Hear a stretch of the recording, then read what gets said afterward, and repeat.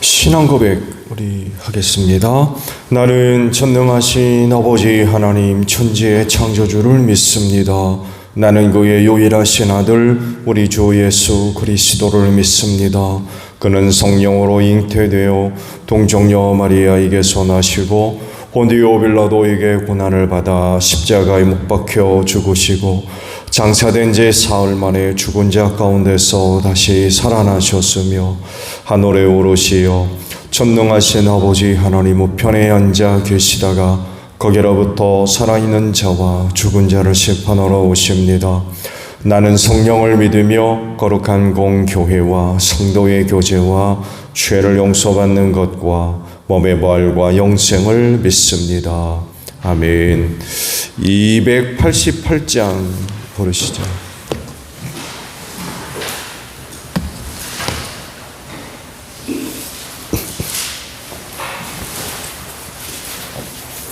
(288장입니다)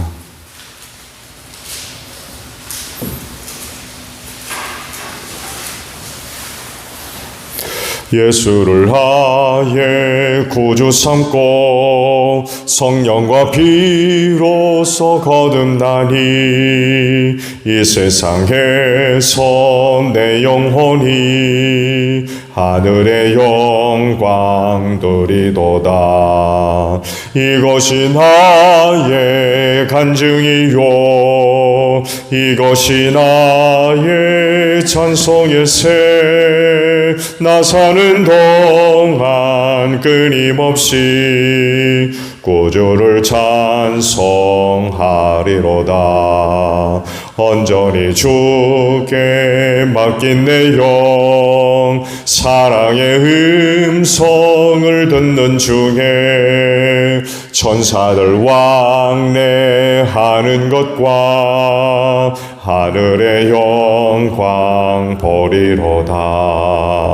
이것이 나의 간증이요 이것이 나의 찬송의 새 나 사는 동안 끊임없이 구주를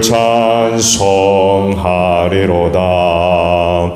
주 안에 기쁨 누림으로 마음의 풍랑이 잔잔하니 세상과 나는 간 곳 없고 구속한 주만 보이도다. 이것이 나의 간증이요 이것이 나의 찬송의 새 나 사는 동안 끊임없이 구주를 찬송하리로다.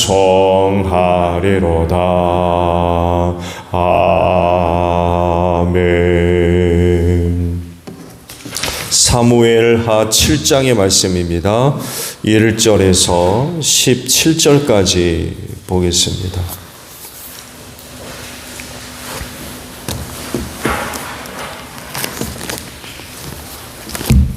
사무엘하 7장 1절에서 17절까지예요. 주님께서 사방에 있는 모든 원수에게서 다윗 왕을 안전하게 지켜주셨으므로 왕은 이제 자기의 왕궁에서 살게 되었다. 하루는 왕이 예언자 나단에게 말하였다. 나는 백향목 왕궁에 사는데 하나님의 궤는 아직도 휘장 안에 있습니다.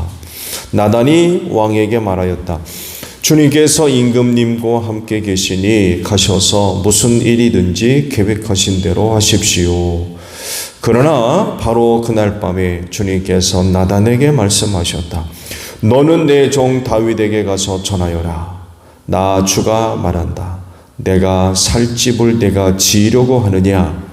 그러나 나는 이스라엘 자손을 이집트에서 데리고 온 날로부터 오늘에 이르기까지 어떤 집에서도 살지 않고 오직 장막이나 성막에 있으면서 옮겨 다니며 지낸다.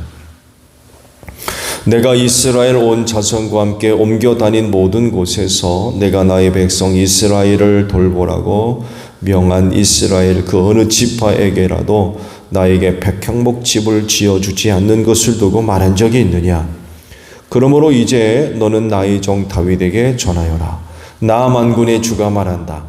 양떼를 따라 다니던 너를 목장에서 데려다가 내 백성 이스라엘의 통치자로 삼은 것은 바로 나다. 나는 내가 어디로 가든지 언제나 너와 함께 있어서 내 모든 원수를 내 앞에서 물리쳐 주었다. 나는 이제 내 이름을 세상에서 위대한 사람들의 이름과 같이 빛나게 해주겠다. 이제 내가 한 곳을 정하여 거기에 내 백성 이스라엘을 심어 그들이 자기의 땅에서 자리 잡고 살면서 다시는 옮겨 다닐 필요가 없도록 하고 이전과 같이 악한 사람들에게 억압을 받는 일도 없도록 하겠다. 이전에 내가 나의 백성 이스라엘에게 사사들을 세워준 때와는 달리 내가 너를 너희 모든 원수로부터 보호하여서 평안히 살게 하겠다. 그뿐만이 아니라 나 주가 너희 집안을 한 왕조로 만들겠다는 것을 이제 나 주가 너에게 선언한다. 너희의 생애가 다하여서 내가 너희 조상들과 함께 묻히면 내가 내 몸에서 나올 자식을 후계자로 세워서 그의 나라를 튼튼하게 하겠다. 바로 그가 나의 이름을 드러내려고 집을 지을 것이며 나는 그의 나라의 왕위를 영원토록 튼튼하게 하여 주겠다. 나는 그의 아버지가 되고 그는 나의 아들이 될 것이다. 그가 죄를 지으면 사람들이 저의 자식을 매로 때리거나 채찍으로 치듯이 나도 그를 징계하겠다. 내가 사울에게서 나의 총애를 거두어 나의 앞에서 물러가게 하였지만 너의 자손에게서는 총애를 거두지 아니하겠다. 내 집과 내 나라가 내 앞에서 영원히 이어갈 것이며 내 왕위가 영원히 튼튼하게 서 있을 것이다. 나단은 이 모든 말씀을 계시를 받은 그대로 다윗에게 말하였다. 아멘. 자, 오늘은요 2절의 말씀을 함께 보려고 합니다. 중반절부터 봅니다. 나는 백향목 왕궁에 사는데 하나님의 궤는 아직도 휘장 안에 있습니다. 라는 말씀입니다. 하나님을 향한 다윗의 마음을 아주 단적으로 표현하고 있는 말씀이라 할 수 있어요. 전에 하나님께서 다윗을 만나셨을 때 느꼈던 그런 그 부분을 하신 말씀이 있죠.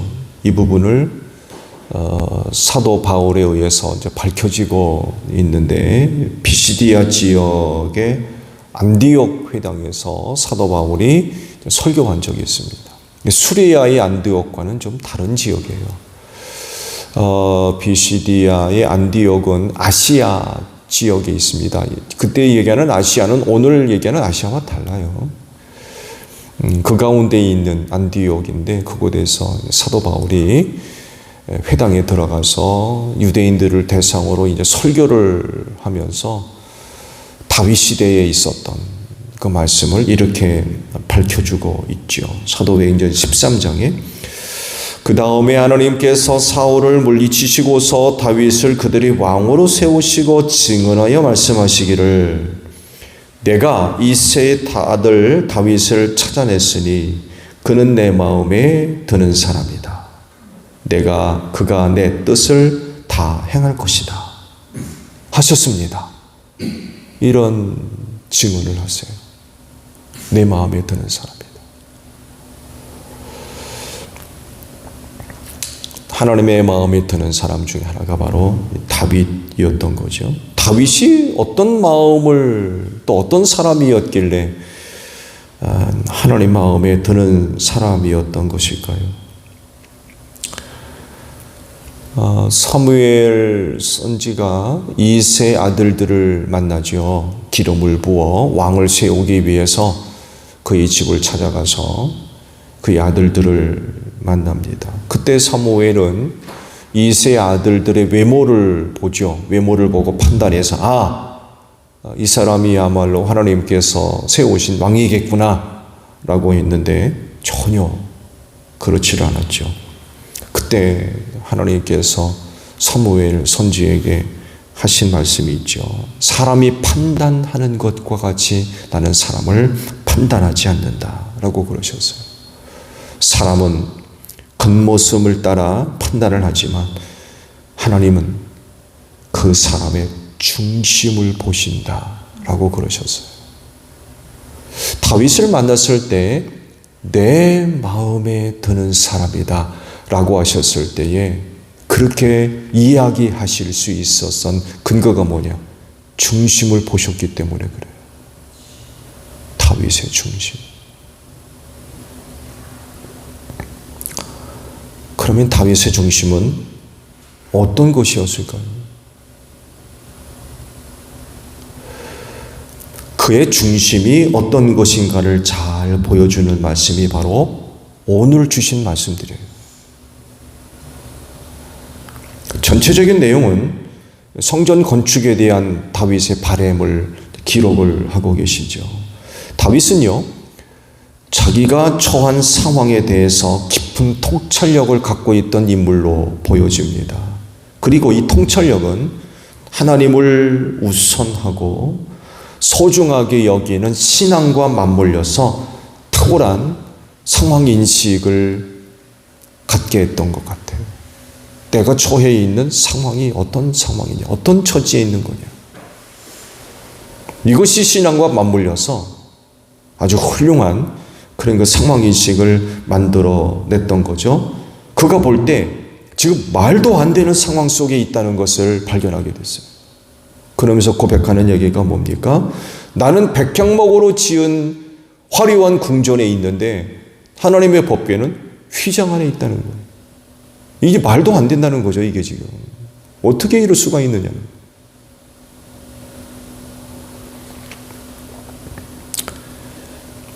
당시 다윗이 아시듯이 오베데돔 집에 법궤가 놓여져 있었죠. 한 3개월 동안. 그 전체적인 세월을 시작하면 그보다 훨씬 더 오랫동안 법궤가 성막을 떠나서 바깥에 나가 있었습니다. 법궤가 그렇게 외부에 나가 있는 동안 성막과 번제단은 기브온 산당에 있었어요. 그리고 성경 전체를 놓고 볼 때에 그때 그렇게 법궤가 성막을 떠나 외부에 나가 있었던 적이 없었어요. 기억나시겠습니다만 해도 블레셋과의 전쟁에서 승리하기 위해서 법궤를 가져왔죠. 나단 선지자한테. 그만 법궤를 뺏겼죠. 그 전쟁에서 져가지고 법궤를 뺏겼습니다. 그러면서 이제 여러 가지 다양한 그런 그 사건들이 이제 많이 일어나게 됐죠. 그런 와중에 이제 블레셋이 더 이상 하나님의 법궤를 소유할 수 없다는 것을 깨닫고 돌려보내죠. 그런 와중에 또 우사 사건이 또 벌어지게 되고, 그래가지고 3개월 동안 오벳에돔 집에 모셔지게 됐고, 그러면서 오벳에돔이 하나님께로부터 큰 복을 받았다는 소식이 전해지게 되었습니다. 그러면서 다윗이 이제 됐다. 하나님의 법궤를 옮길 때가 됐구나. 라고 해서 법궤를 옮기는데 기브온 산당으로 가지 않고 다윗성으로 들여왔어요. 무슨 이유였을까요? 당연히 성막이 있는 곳에 법궤가 놓여져야 되는데 그러지를 않고 다윗성으로 옮겨다 놨어요. 왜 그랬을까요? 그 이유 중에 하나가 바로 오늘 주신 말씀에 그대로 드러납니다. 즉 법궤를 모셔둘 장소, 즉 하나님이 거하실 성전을 지으려고 하는 그런 그 마음이 다윗에게 있었던 것 같아요.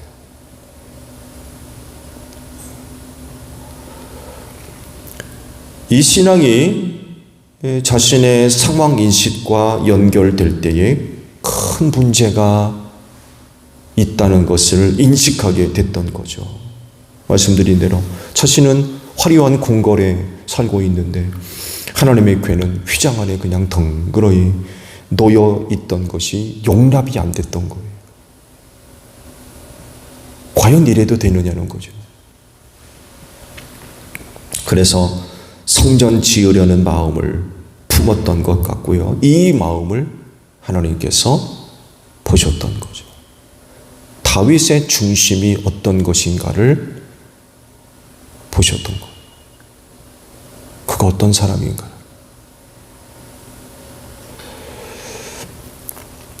하나님은 사람의 중심을 보시는 분이라고 하셨어요. 그래서 들여다봤던 사람이 다윗이었습니다. 다윗 중심에는 바로 하나님을 무엇보다도 최고로 섬기려고 하는 그런 그 마음, 그 어떤 것보다도 우선하는 그런 그 마음을 품고 있었던 거죠. 이 마음을 보시고 축복을 약속해 주시죠. 하나님은 다윗의 마음을 보셨어요. 그렇지만 성전 짓는 것은 허락하지 않으셨습니다. 내가 언제 성전 짓지 않은 것에 대해서 이야기한 적이 있느냐? 나는 지금까지 성막이나 휘장 가운데 있으면서 이것저것으로 다니셨다는 거. 그러시면서 다윗이 성전 지으려고 했던 것들을 허락하지 않으셨죠. 성전이 없다고 해가지고 내가 뭐라고 한 적이 없었다는 거죠. 그것으로 만족해 하셨던 거예요. 그렇지만 다윗은 그렇지가 않았던 거죠. 나는 백향목 궁궐에 살고 있는데 하나님 모시는 법궤를 저렇게 둘 수 없었다는 거예요. 그 마음을 하나님께서 아신 거죠. 그 중심에 그가 어떤 마음을 품고 있는 사람인가를 하나님께서 이제 아셨던 거예요.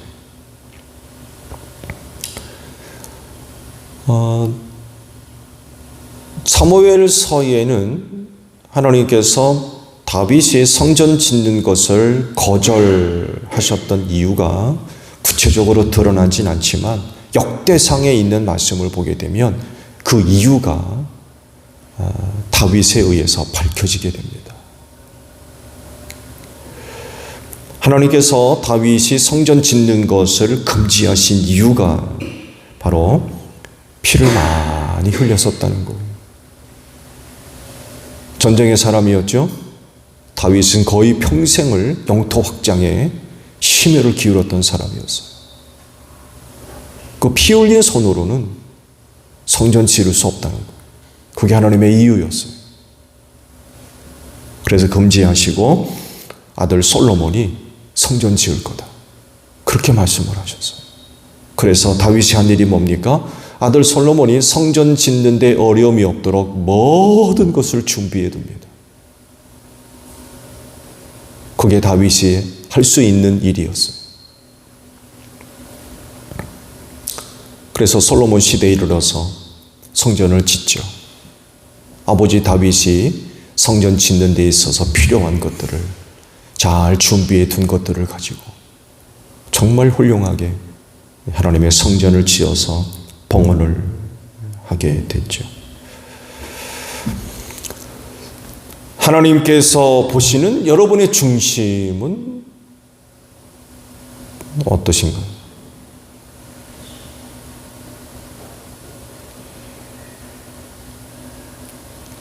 하나님께서 우리의 중심을 보신다면 뭘 발견하실까요?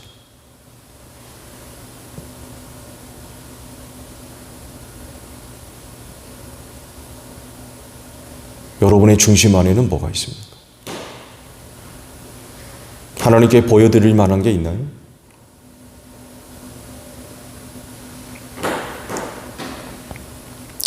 하나님께서 찾으시는 그리스도인의 중심, 그 중심을 다윗이 잘 보여주고 있습니다.